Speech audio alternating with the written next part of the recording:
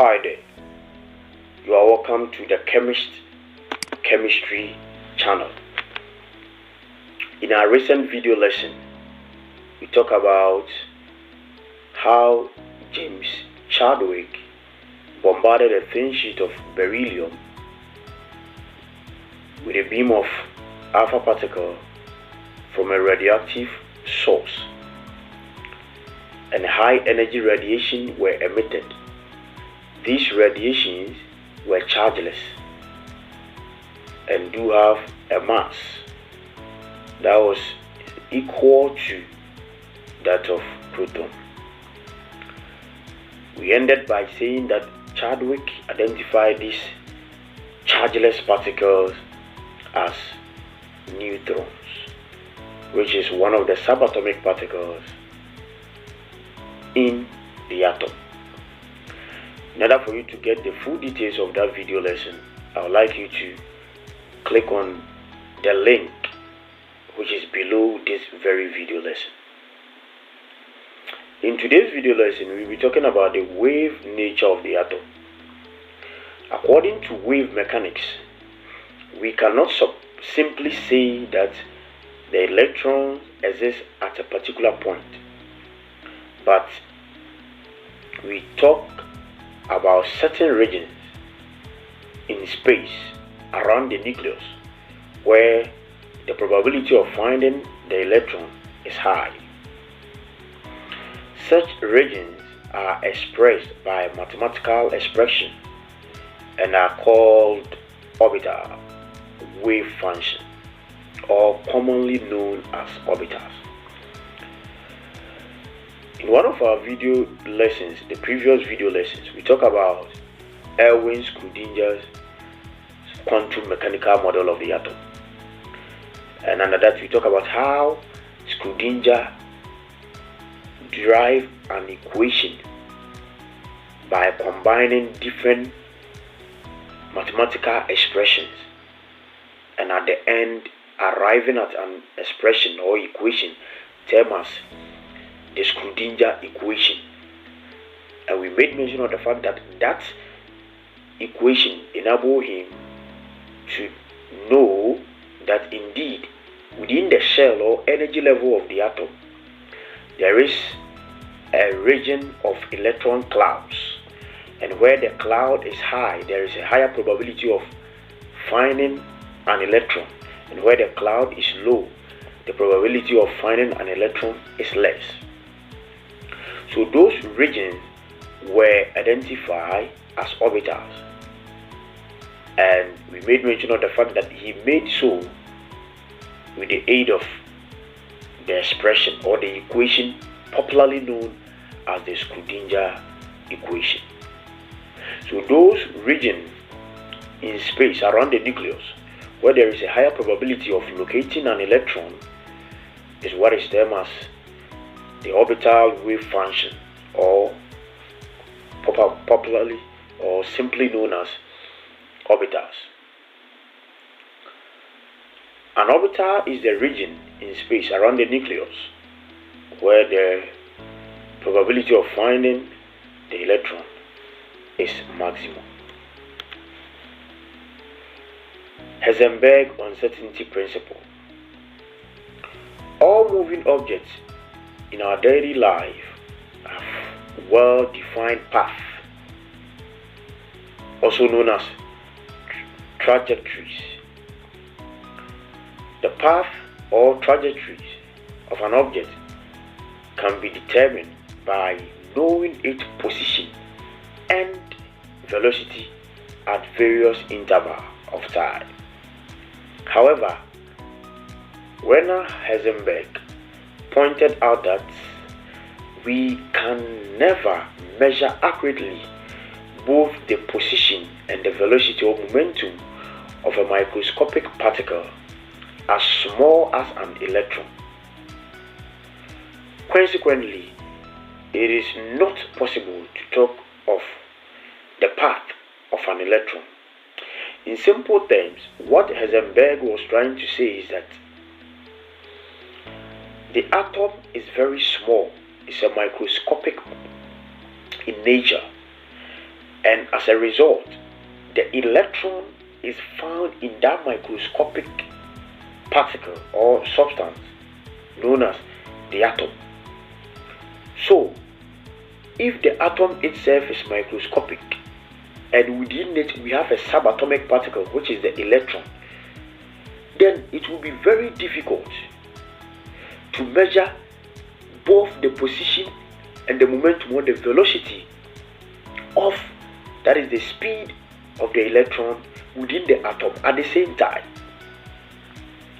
And even if you will be able to do that, whatever that you get as your conclusion, your answer will not be accurately.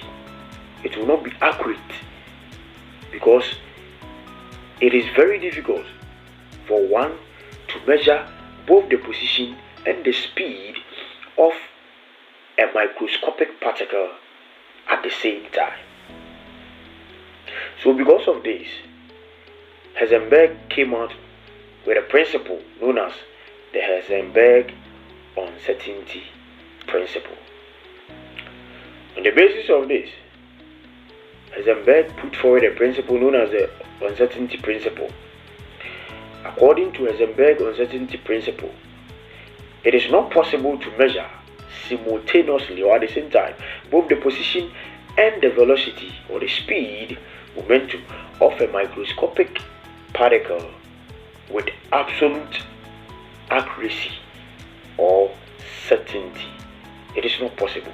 You can measure, but it will not be accurate. It will not be certain due to its microscopic nature of the atom. Mathematically, the uncertainty principle may be put as the product of uncertainty in position and momentum is always constant.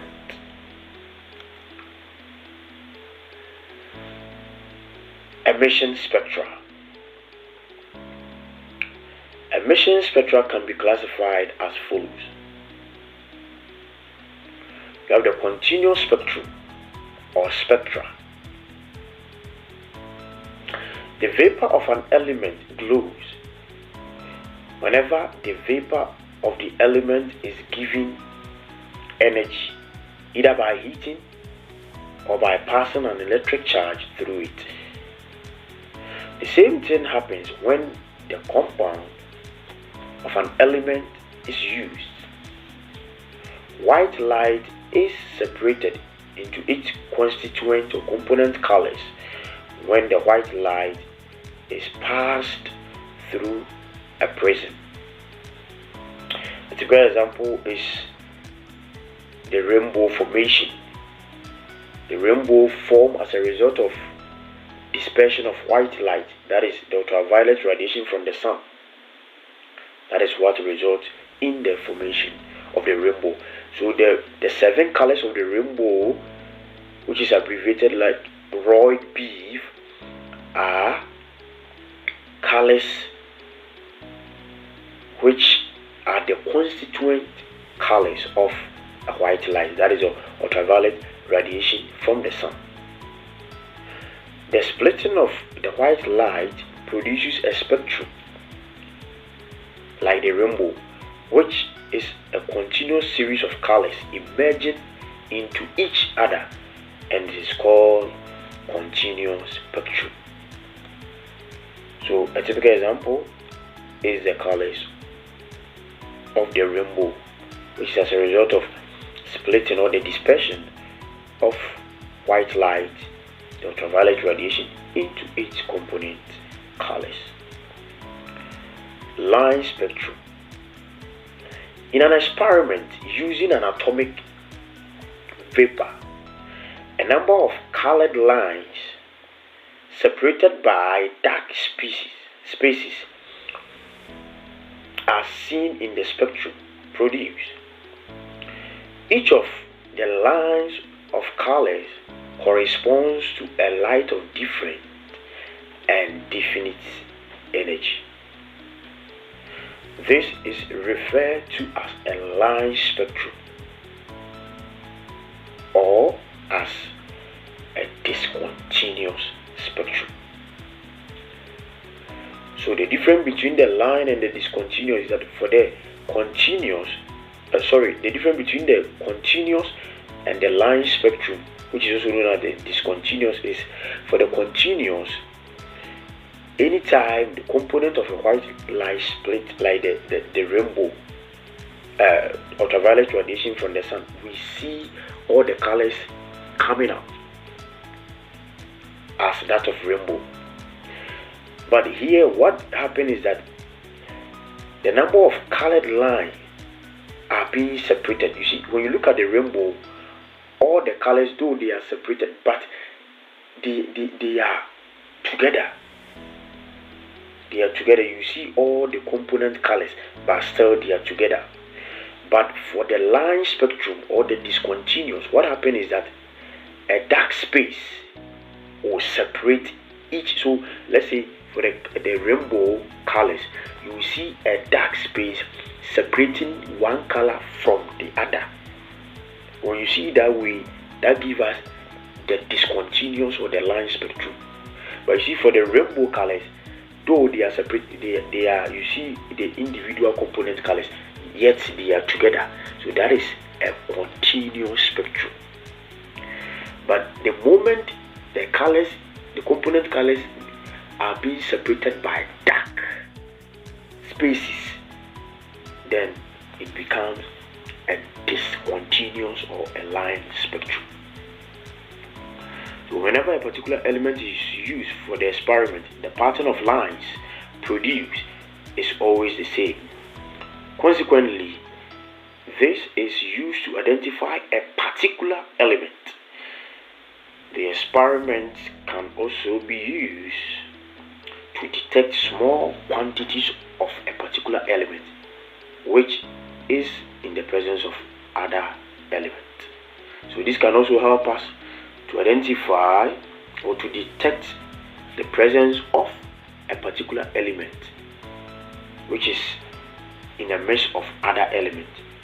It will help us to detect that, okay, this element is present, that element is present. In a line spectrum,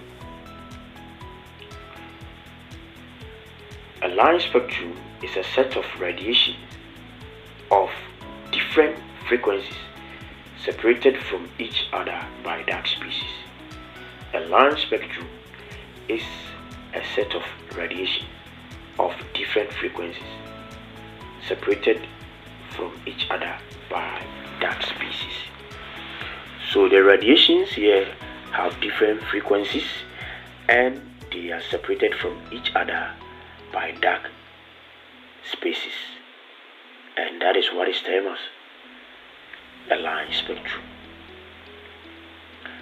This will be the end of this video lesson. Don't forget to subscribe to the channel for more video lessons. We have a WhatsApp link under this video lesson together with our Facebook page link. You can click on both of them, and for the Facebook, to join our Facebook page and that of the WhatsApp, to chat me personally. Stay tuned and stay blessed in Jesus' name for more video lessons.